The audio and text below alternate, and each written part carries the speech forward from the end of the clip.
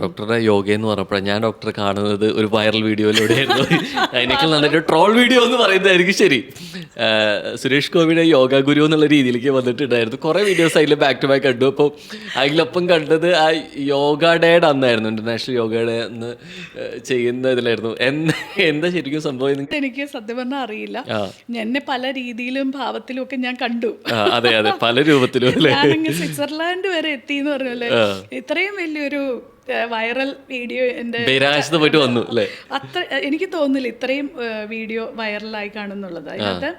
പക്ഷെ ഏറ്റവും രസം എന്ന് വെച്ചാൽ സുരേഷേട്ടൻ അതിനകത്ത് 5 നിങ്ങൾ പറയുന്നുണ്ട്. അപ്പൊ എല്ലാവരും ചോദിച്ചു എന്താണ് ഈ 5 എന്ന് ചോദിച്ചു.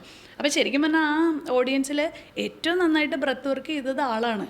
എന്തുകൊണ്ടാണ് ശരിക്കും അദ്ദേഹത്തെ കളിയാക്കിയിട്ടുണ്ടാവുക? ഐ മീൻ ശരീരഭാരം കൊണ്ടാണോ, അല്ലെങ്കിൽ പ്രത്യേകിച്ച് അത് വെച്ചിട്ട് കുറെ ഇത് വന്നിട്ടുണ്ടായിരുന്നു? അത് സുരേഷേട്ടൻ തന്നെ ആ ഇതിന്റെ തുടക്കത്തിൽ പറയുന്നുണ്ട്. ആൾക്ക് ഇപ്പോൾ ആ ഒരു വയറ് കൂടിയ ഒരു സിറ്റുവേഷൻ എന്താണെന്ന് അറിയില്ല. ഇത്രയും കാലഘട്ടത്തിൽ ആൾക്ക് എക്സസൈസ് ചെയ്യാൻ പറ്റാത്തതുകൊണ്ട്. പക്ഷെ ആള് അതിനു മുമ്പുള്ള ഒരു യോഗയെ അറ്റൻഡ് ചെയ്തു.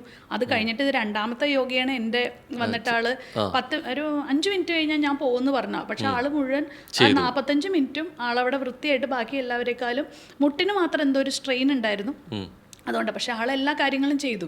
പക്ഷെ എപ്പോഴും ആൾക്കാരെപ്പോഴും ആ നെഗറ്റീവ് എന്താണോ അതിനകത്തേക്ക് ഫോക്കസ് ചെയ്ത് അതിനെ അങ്ങ് ഭയങ്കര ഇതായി. പക്ഷെ ഞാൻ പറയുവാണെങ്കിൽ സുരേഷേട്ടൻ നല്ല അസലായിട്ട് ഇത് ചെയ്തു.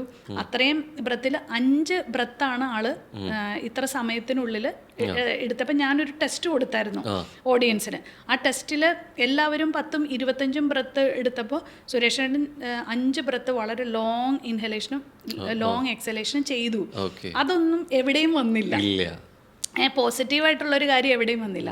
ആ നെഗറ്റീവ് എന്താണ്, മറ്റേ സുരേഷിന്റെ ടീഷർട്ട് പൊങ്ങിപ്പോയത്, അത് മാത്രമാണ് ആൾക്കാർ ഭയങ്കരമായിട്ട് ഹൈലൈറ്റ് ചെയ്തത്. കഷ്ടമാണ്.